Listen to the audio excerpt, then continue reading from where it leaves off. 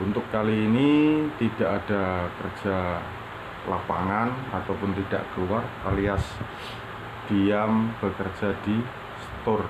Biasa kalau kerja di store itu pembuatan sampel board ataupun merangkai komponen yang ada pada panel gigi. Seperti itu teman-teman.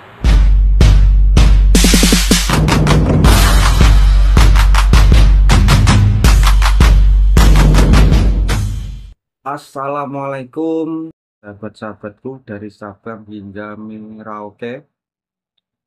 Kali ini vlog saya akan membagikan sebuah pekerjaan ataupun rutinitas saya sehari-hari di tanah rantau. Di Malaysia sekarang hujan sudah mulai datang teman-teman, karena di sini biasanya mulai bulan 10 sampai bulan 12. Kalau musim hujan begini, itu juga akan menghambat pengerjaan, sebab kerja di luar itu rawan hujan, apalagi di bidang perkabelan. Untuk kali ini tidak ada kerja lapangan ataupun tidak keluar, alias diam bekerja di store. Biasa kalau kerja di store itu pembuatan sampel board ataupun merangkai komponen yang ada pada panel gigi. Seperti itu teman-teman. Kali ini saya akan membuat sampel board ataupun sampel material buat proyek bangunan di bidang kabel, yaitu untuk pengajuan sebuah material di salah satu konstruksi bidang kabel, yaitu mulai dari size kabel paling kecil 1,5 sampai 4 core 25 mm dan beserta switch, soket dan sebagainya, DB box dan MCB dan lainnya. Karena sampel material itu memang penting teman-teman. Untuk apa ya? Untuk memastikan proses pengerjaan dan proses material ke depannya itu memakai bahan apa, merek apa. Karena sebuah merek itu menentukan kualitas bangunan. Karena bangunan yang mempunyai jarak huni yang sangat panjang, makanya kalau di Malaysia sesuai quality, dia sangat standar nasional. Eh, itu biasanya teman-teman, kalau sistem kerja construction di Malaysia di bidang perkabelan ataupun kerja-kerja kejuruteraan elektrik, itu mainkon ada meeting macam perbandingan harga sama subkon. Subkon berani tidak dengan harga yang paling terendah, macam sistem lelang lah ya. Siapa berani menurunkan berapa persen, dia ambil. Lepas itu baru progres pembuatan sampel box ataupun sampel material yang kita buat, terus kita ajukan ke construction tersebut. Lepas itu construction sesuai dengan material prosedur yang disesuaikan di dalam meeting itu soal tender proyek. Kalau sudah oke, terpenuhi dan sesuai, baru start bangunan pengerjaannya baru dilaksanakan. Kalau yang untuk kerja-kerja lain seperti kerja pasang keramik, pasang saluran air, itu pun ada lain pemborong lain dalam sistem construction. Makanya soal quality di Malaysia, quality bangunan memang bukan membandingkan ya, memang saya akui sangat-sangat standar nasional, dari perkabelan maupun dari saluran air ataupun dari pemasangan keramik atau ubin lantai. Makanya bangunan di Malaysia itu mempunyai jangka masa panjang di dalam kualitinya. Dari mulai ground beam, penanaman piling ataupun paku bumi yang disebut.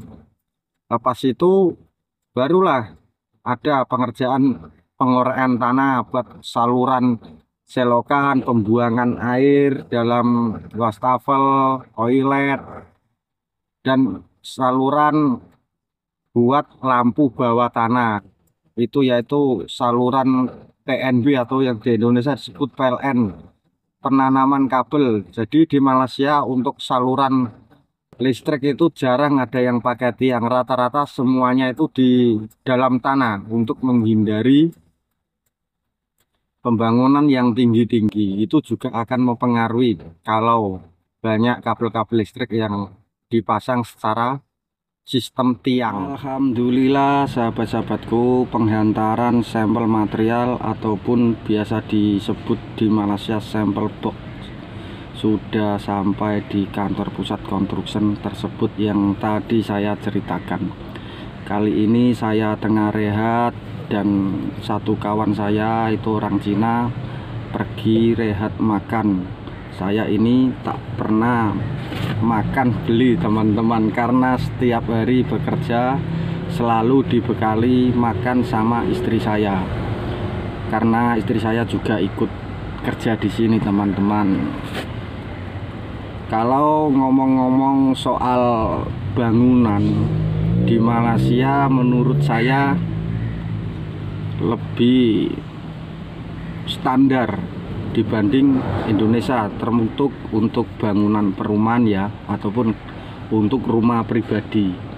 Dari segi perkabelan, di bidang-bidang perkabelan itu semuanya itu standar, dan itu untuk keselamatan, safety terjamin untuk para penghuninya. Kalau ada konslet lampu itu pun boleh putus current ataupun bisa memutuskan strom pada panel DB ataupun dashboard box panel listrik isolation.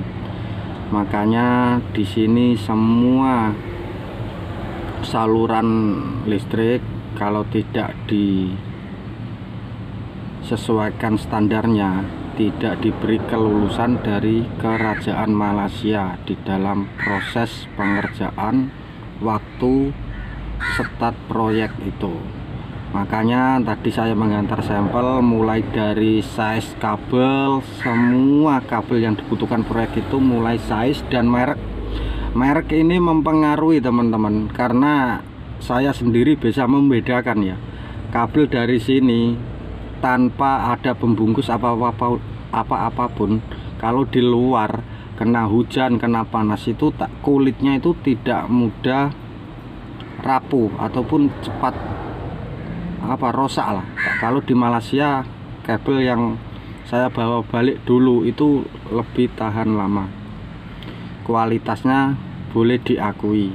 Karena dari situlah sebelum proyek itu dikerjakan, saya punya bos yang saya ikuti kerja sehari-hari. Sebelumnya ada rundingan harga atau yang disebut meeting tender. Itu pun pemborong banyak teman-teman, seperti bos saya berani tak menurunkan harga berapa persen, macam sistem lelang.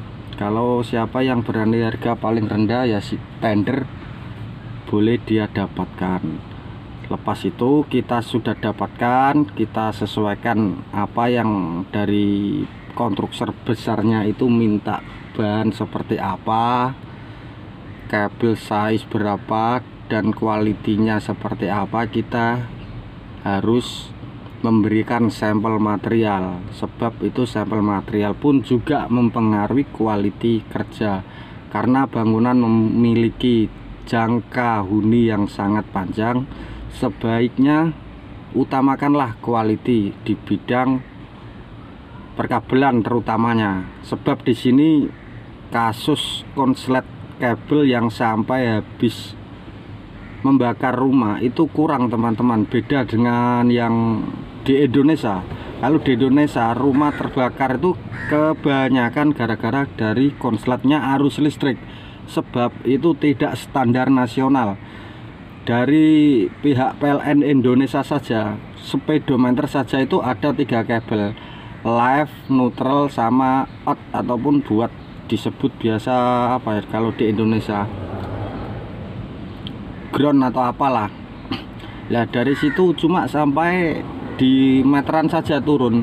Hanya semua perkabelan yang berlaku itu mungkin hanya ada di Indomaret, macam supermarket besar itulah, rumah sakit biasa itu standar.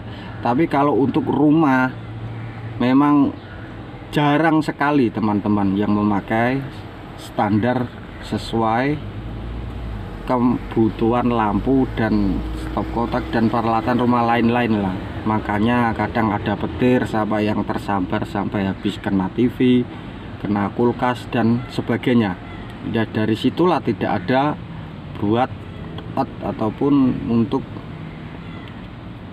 safety kabel. Kalau ada safety kabelnya, kita selagi kayak kena setrum itu pun bukan lekat ya, dia lagi setrum bisa menolak kita, malah tak lekat. Kalau dekat tendon di Indonesia kita kena arus listrik itu lagi nyedot kuat arusnya. Kalau di Malaysia tidak, lagi kita itu terpental seperti itu ya, gara-gara di Indonesia tidak memakai kabel hijau itu masuk di setiap poin, hanya di speedometer turun ke bumi saja. Itu hanya berlaku pada umumnya lah di Indonesia. Sekian ulasan dari saya, bukan untuk membandingkan, ini hanya untuk berbagi wawasan. Bila mana ini bermanfaat, monggo diamalkan ataupun diterapkan di bidang-bidang construction di Indonesia. Kali ini saya cukup untuk vlog ini. Saya ucapkan maaf bila ada salah penyampaian, dan tolong dibantu subscribe, like, dan bagikan video ini agar lebih bermanfaat dan bisa memberikan ide-ide positif ataupun edukasi. Assalamualaikum warahmatullahi wabarakatuh.